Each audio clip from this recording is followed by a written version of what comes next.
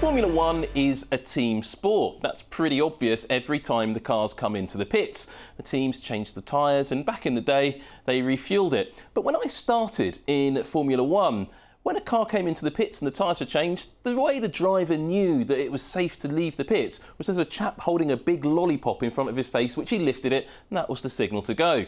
Over the years, technology has moved on, and the technology's reached a very fine point. And some people may suspect that fine point has become a little bit too fine. And from the Hungarian Grand Prix, a new FIA Technical Directive will be in force in the Formula One World Championship, which could see pit stops slowed dramatically. Craig Scarborough joins me. Craig, what is going on?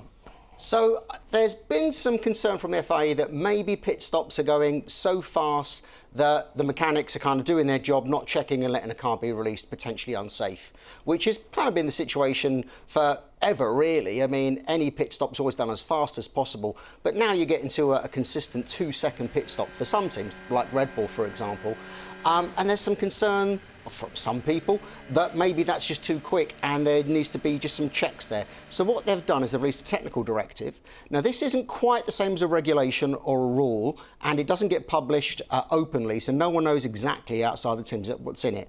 But there is now a series of minimum times in which you can do one of the tasks, like putting the wheel nut on, for example. And that should extend the length of pit stops, giving the mechanics just almost a moment just to check their work before releasing a car.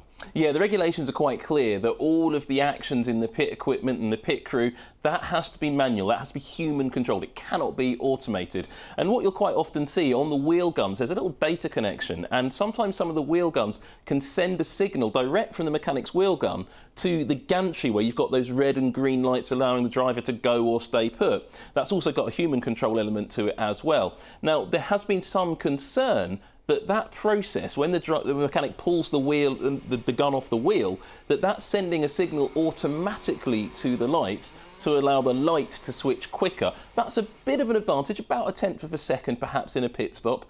And there is some dispute whether that's actually in line with the regulation that says it must all be manual. You're not allowed any degree of automation. And that, I think, is what this technical regulation is looking to address, isn't it? Exactly, yeah. So even if it's not automatic, simply pulling the gun away, the mechanic will be pushing the button before he can even actually see where the wheel nut is on the axle. So it seems fairly sensible. Why now is another argument, but it does just show just the speed in which these things are done, and in some respects maybe the lack of control. But there is actually a fine degree of control in this. So you do have the button. And as you say, you have the head mechanic in the pit lane, making sure the pit lane is clear. He has a button.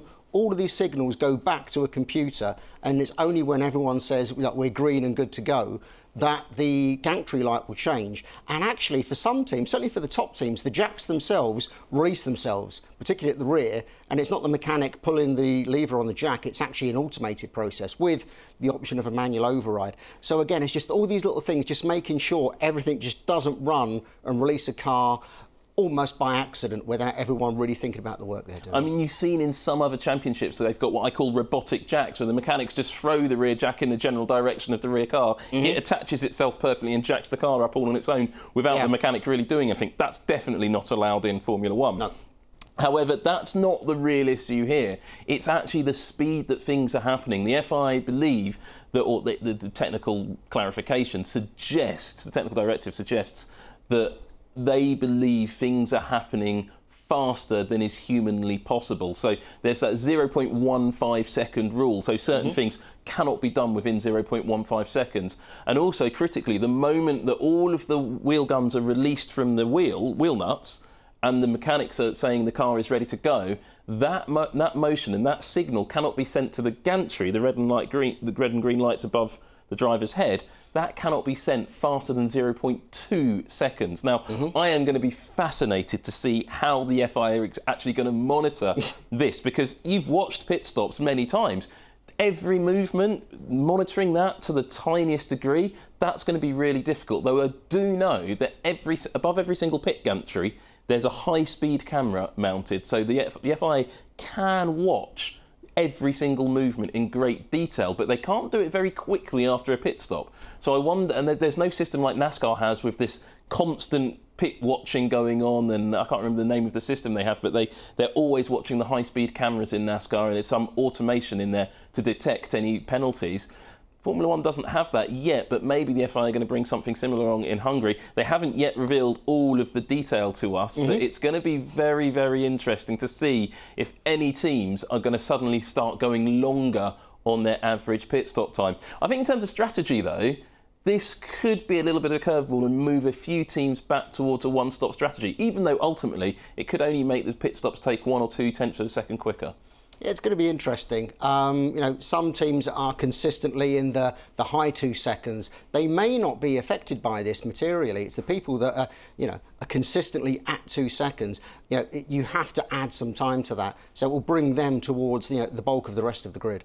What this does mean, though, is that pit stops are almost certain to become ever so slightly slower. So instead of 1.8 and 1.9 second pit stops, we might see 2 seconds and 2.1 second pit stops. It's still mighty impressive and still the cutting edge of motorsport technology.